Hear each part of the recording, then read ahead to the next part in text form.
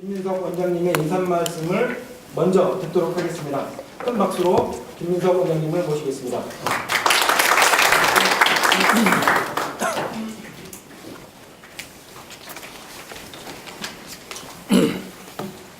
이른 아침부터 이렇게 토론회에 참석해 주셔서 감사합니다. 특별히 오늘 준비를 해주신 우리 그간 정당발전안 준비를 위해서 수고해 주신 정당발전을 이끌어 주신 최재성 우리 정당발전위원장님과 오늘 또 바쁘신 가운데 특별히 참석해 주신 박원순 시장님께서 이렇게 참석해 주셨습니다. 박 시장님께는 특별한 박수를 한번 드려야 될 것 같은데 촛불혁명이 고비를 맞이하는 것 아닌가 싶습니다. 어제 삼성의 이재용 씨에 대한 판결이 있었습니다. 어제 삼성 이재용 씨에 대한 판결은 판결이라고 보기 어렵습니다.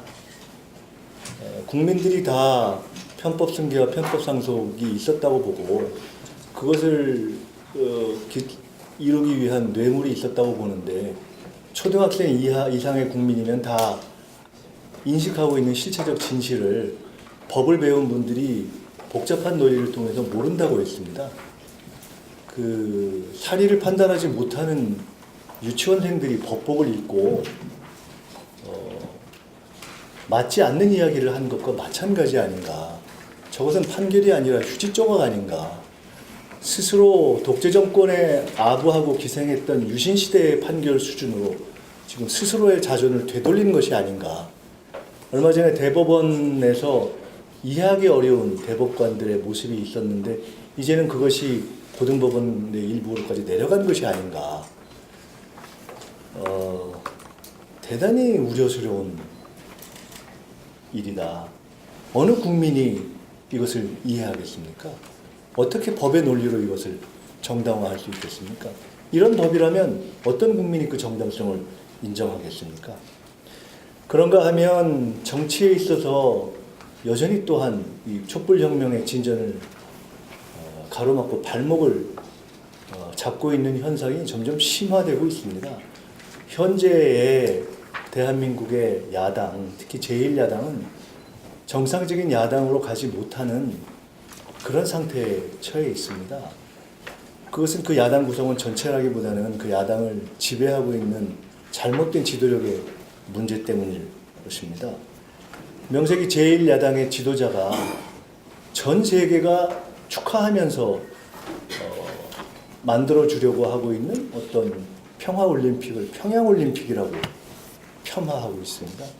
오늘 저희가 공개를 하겠습니다마는 민주연구원에서 요새 하도 무슨 2030 세대의 그 대북의식이 변했느니 어쩌니 해서 아주 복잡하고 아주 디테일한 아주 세부적인 국민들의 대북 통일의식에 관한 여론조사를 했습니다. 주말에.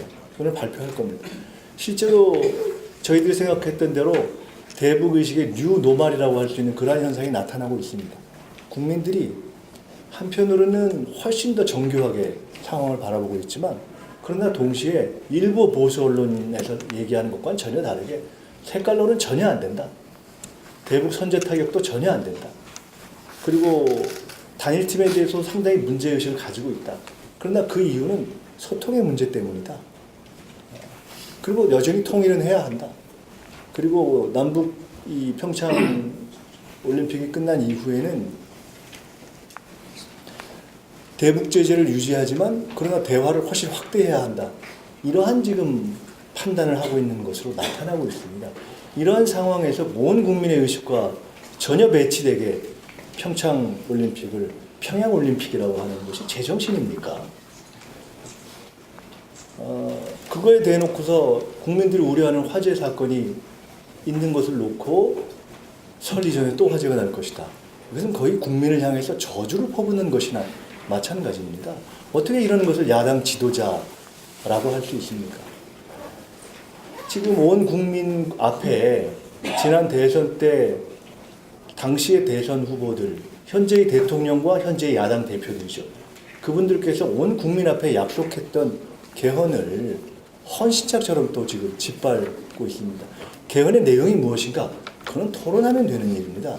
개헌의 내용을 국민 앞에 약속한 적은 없습니다. 지난 대선 때 대선 주자들이 올 6월에 지방선거와 함께 국민이 원하는 수준에서의 개헌을 한다. 이것을 약속한 것입니다. 내용을 합의해서 약속한 것이 아닙니다. 근데 대국민 약속 중에 가장 중요한 그런 약속을 짓밟고 헌신자처럼 하는 분들이 무슨 그 다음에 또 그걸 바꿔서 중요한 약속인 개헌을 한다는 것이 말이 됩니까? 말이 안 되는 것입니다. 제1야당의 대표께서 정치자금 때문에 문제가 된 것이 이제 무죄가 됐기 때문에 막 해도 된다고 생각하시는 모양이지만 실제로 척당불기라는 액자가 안 걸려 있었다라는 것을 정황 증거로 무죄로 됐던 것 아닙니까? 근데 그것이 있었음에도 불구하고 법원에서 사실은 무죄로 했던 것도 문제이지만 그런 것이 정황 증거 자체가 잘못됐다는 것이 이미 백일하에 드러나 있는데 그러한 것이 무죄로 법률적으로 단지 법률적 행운을 얻었다고 해서 대국민 약속을 이렇게 짓밟아도 되는가? 저는 심각하게 문제를 제기하지 않을 수 없습니다. 오늘 야권에 제 편이 있는 모양인데 이에 대해서도 한 말씀 안 드릴 수가 없습니다. 이미 보수 정당에 속해 있는 분들은 그분들의 길을 가는 것이지만 한때는 민주 진영의 한 부분이었다고 하는 국민의당에서 미래당으로 가는 중에 안철수 대표께서 지난 대선 때 사실은 대선 과정에서 중대한 공작적 범죄에 대한 정치적 책임을 당시 졌음에야 했음에도 불구하고 그것을 넘어갔는데 그 이후에 김대중 비자금 사건이라는 정치적인 폐악이고 도저히 있을 수 없는 폐륜적인 거짓을 놓고 그 문제가 돼서 스스로 당원권을 정지했던 박지원 최고위원인가를 지금 미래당을 만드는 첫 발걸음으로 사면했다는 거 아닙니까? 그런 정당에 무슨 미래가 있습니까? 적폐의 부활, 정치 범죄의 부활로 시작하는데 무슨 미래가 있겠습니까? 아까 제1야당 현재의 지도력이 히틀러식 막가파 정치라면 안철수 대표의 새 정치는 이미 썩은 정치가 전 되어버렸다 이렇게 생각합니다. 이런 히틀러식 막가파 정치와 썩은 정치는 결국은 다른 길을 가는 것 같지만 연대할 것입니다. 1971년에 김대중 대통령께서 대통령 선거에 나가실 때 이번 대통령 선거에서 만약에 패한다면 반드시 박정희 체제가 총통제로 갈 것이다 이렇게 예언했던 적이 있고 실제로 유신체제로 갔습니다. 저는 감히 이렇게 말씀드립니다. 이번에 국민 앞에 약속했던 엄중하게 온 국민이 보는 앞에서 약속되었던 6월 개헌이 국민에게 합의한 수준으로 국민에게 가능한 수준으로 국민이 원하는 권력구조대로 국민이 원하는 기본권의 방향으로 합의된 대로 약속대로 되지 않으면 바로 다음에 어떻게든 이번 지방선거 과정에서 정부의 발목을 잡고 그 다음에 지금 이 적폐의 부활을 바라는 그 세력들은 결국은 대통령을 흔들고 정부를 흔들 것입니다. 그리고 사실상 정쟁을 지속할 것입니다. 개헌을 연기하자는 것 자체가 정쟁 시작 선언입니다. 왜 또 정쟁하지 말자고 개헌을 합의해 놓고서 개헌 시기를 갖고 정쟁을 해야 합니까? 정쟁을 지속하자는 선언을 할 것이고 대한민국을 흔들 것이고 반드시 이 대통령을 탄핵하자고 나올 것입니다. 그리고 국민이 만든 이 촛불혁명의 판 자체를 뒤집으려 할 것입니다. 그리고 말은 여소야대 국회이지만 사실상 잘못된 구시대의 세력이 여전히 생존에 숨을 쉬고 있는 그 국회가 주도하는 방식을 통해서 국민이 원하지 않는 개헌을 통해서 국민이 만들어 놓은 권력을 흔들려 할 것입니다. 이것이 현실입니다. 이것이 불편하지만 진실이라고 저는 보고 있습니다. 이러한 촛불혁명의 전기에 서서 저희는 오늘 토론회를 합니다. 오늘 토론회는 사실은 정당발전위원회에서 정당발전의 상을 놓고 제기했던 안을 굉장히 중요한 여러 가지 내용들이 있는 것이기 때문에 정당사적으로는 어떻게 해석하고 직접민주주의라는 이론사적으로는 어떻게 해석할 것인가를 놓고 준비한 것입니다. 저는 개인적으로 우리 정당사에 때로는 친 DJ도 있었고 때로는 친 노도 있었고 때로는 친 문도 있었고 때로는 비문도 있었고 복잡한 과정을 거쳐왔지만 우리 모두가 정당을 하는 한 가야 할 길은 당원 주권의 길, 그리고 민주당을 지키는 길, 그리고 합리적인 개혁의 길이라고 생각합니다. 저는 그 세 가지를 가지고 정치를 해왔고 우리 최재성 의원님께서 쭉 꾸준하게 지금 정당발전위원회를 통해서 관철하려고 했던 당원 주권의 원칙을 지지합니다.